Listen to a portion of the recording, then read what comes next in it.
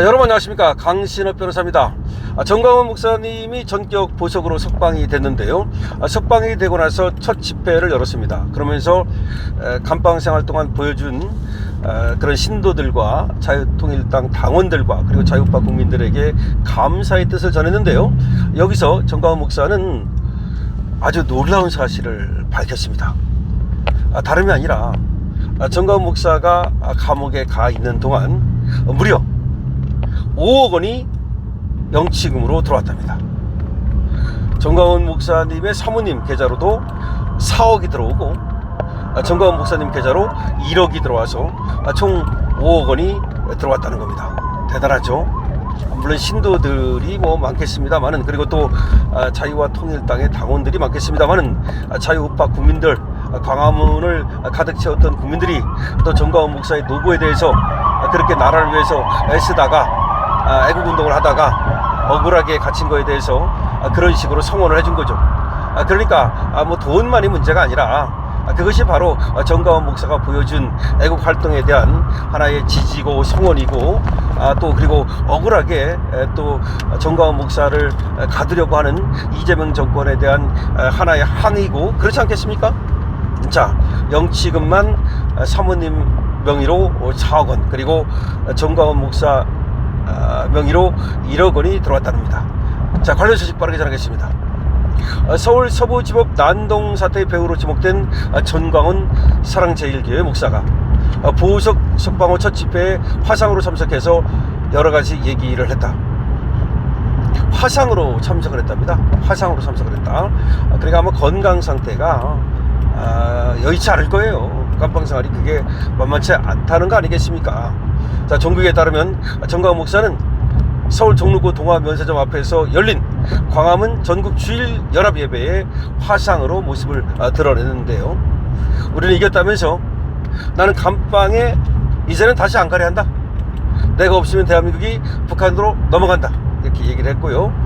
재판이 끝나면 트럼프 옆방에 있는 폴라 화이트를 통해서 트럼프하고 1시간 만나려 한다. 목숨 걸고 인생을 살아오니까 대한민국 전체를 내 손에 맡기지 않나.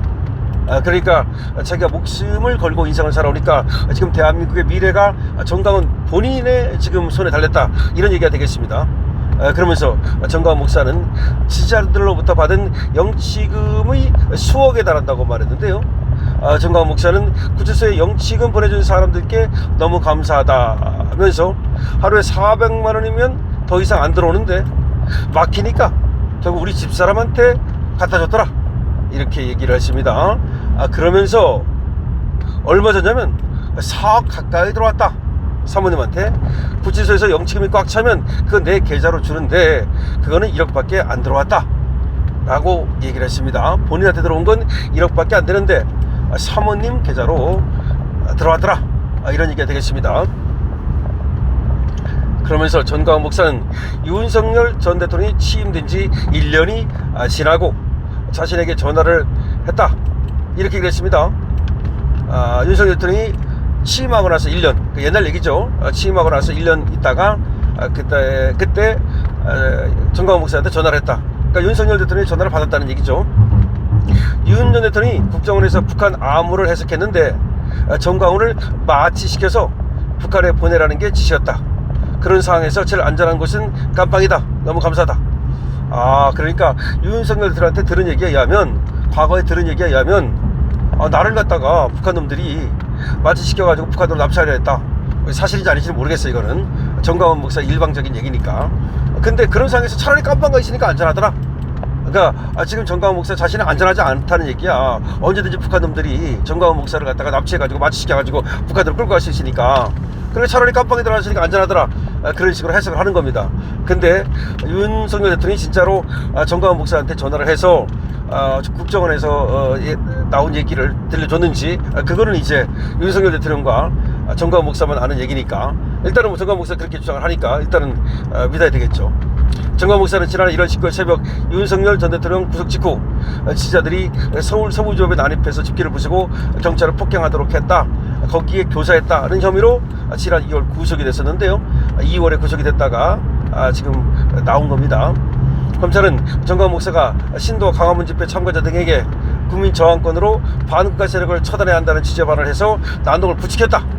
이런 식으로 보고서 기소를 했던 거죠. 그러나 이거는 말이 안 되죠. 인과관계가 없죠. 상당 인과관계라는 게 있어요. 이 죄가 되려면 그 사건과 그리고 정광훈 목사의 이 발언과 이게 상당 인과관계가 있어야 돼. 근데 그게 정광훈 목사가 저항권을 갖다가 광화문에서 얘기했다 그래가지고 그게 서울 서부지법 난동 사태로 벌어졌다. 이게 말이 됩니까? 이거는 진짜 이거는 초등학생도 웃을 일이에요. 대한민국은 지금 법치국가가 아니야. 다만 법원은 정광훈 목사가 주기적으로 병원 치료를 받아야 하는 점, 얼굴이 널리 알려져 도주하기 쉽지 않은 점 등을 고려해서 보석 청구를 받아들였다. 법원은 보석 조건으로 말이죠.